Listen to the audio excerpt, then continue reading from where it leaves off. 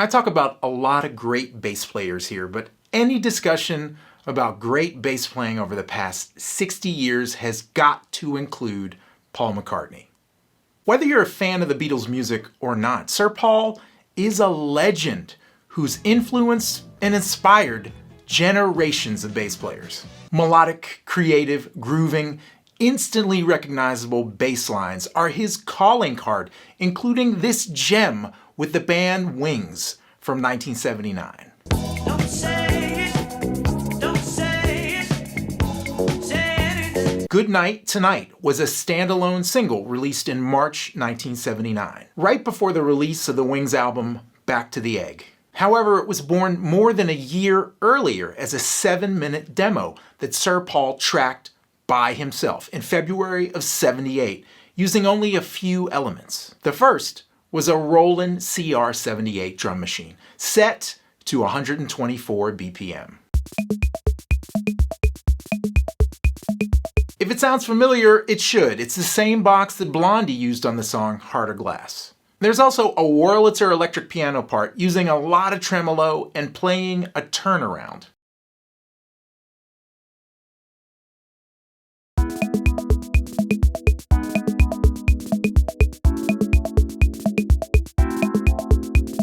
But the heart and soul of Goodnight Tonight has to be that bouncing, dancing bass line.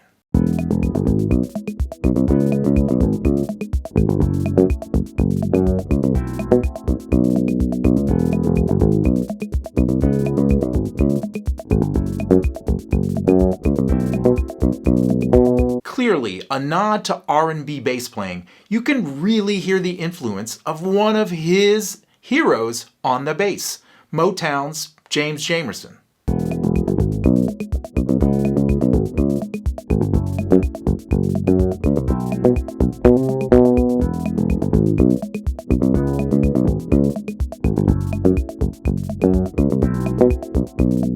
And it's not just what he plays. The sound of the bass is mid-range heavy, distinct, and right up front in the mix.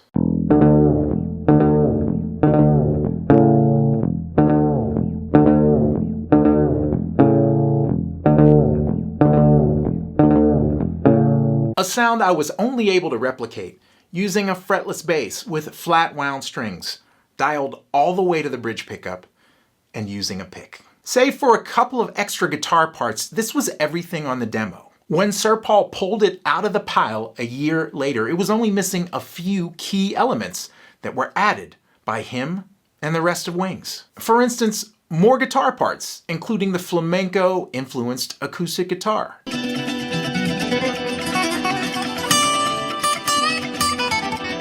Secondly, a drum set part alongside the CR78, which really just brings the whole groove to life.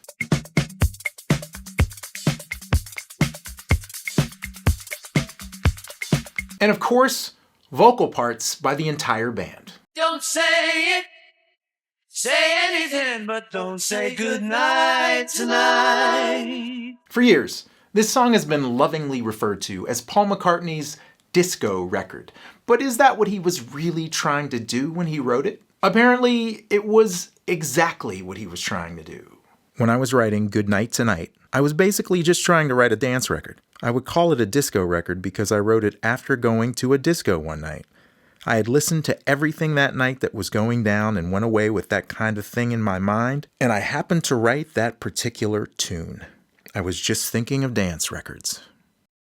Sir Paul's disco record went to number 5 on the Billboard Hot 100 and the UK singles chart in 1979. And it's just one amazing bass line from one of the most prolific libraries in all of popular music. So here's to Sir Paul McCartney and making every bass line you play dance.